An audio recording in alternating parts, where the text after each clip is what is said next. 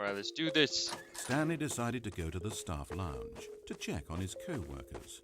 He never functioned well by himself and constantly needed support and guidance from others, so the thought of total solitude was terrifying to him. When Stanley came to a set of 2 open doors, he entered the door on his left.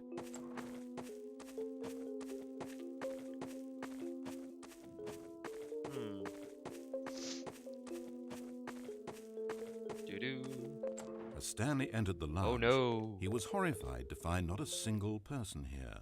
He decided he would walk up to see his boss, hoping that he would find an answer there.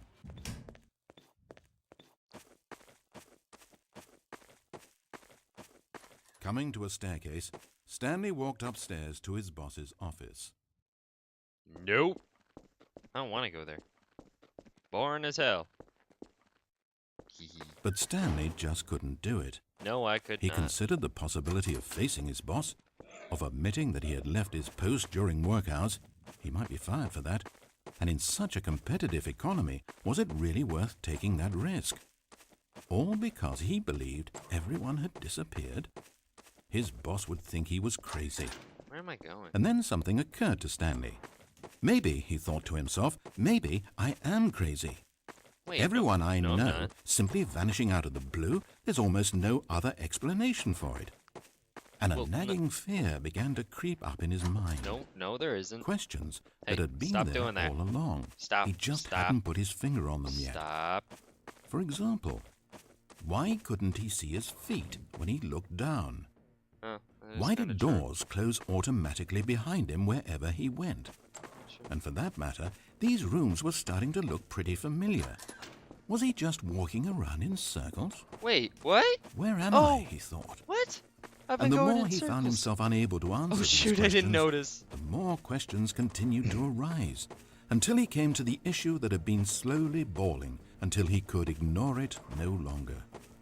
This is Why crazy. is there a voice in my head, dictating everything that I'm doing and thinking?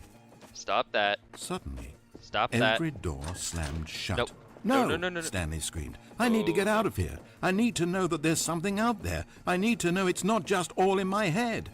Why is He the red? screamed No. and Stop. clutched at his skull Oh God. as the Nope. voice grew harsher No, and the no, music in the no. background rose higher and higher. No. And Stop. then, moments before Oh, God, collapsing no. to the ground, Stop. Stanley Stop. clenched his fists and screamed to anyone who might be listening, "I'm not real!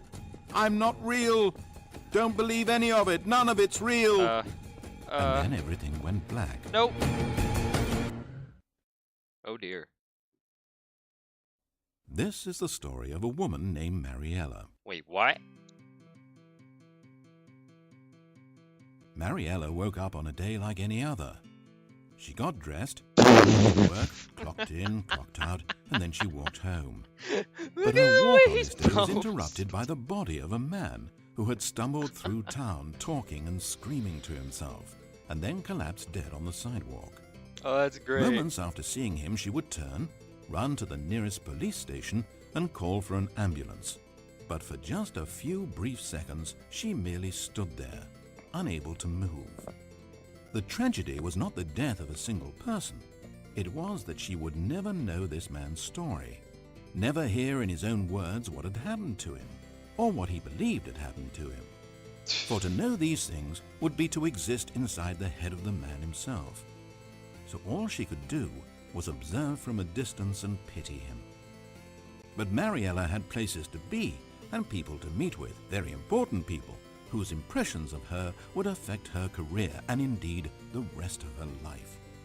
She stood there for only a moment, looking down at the body, and then she ran. Oh my God, there's a dead body.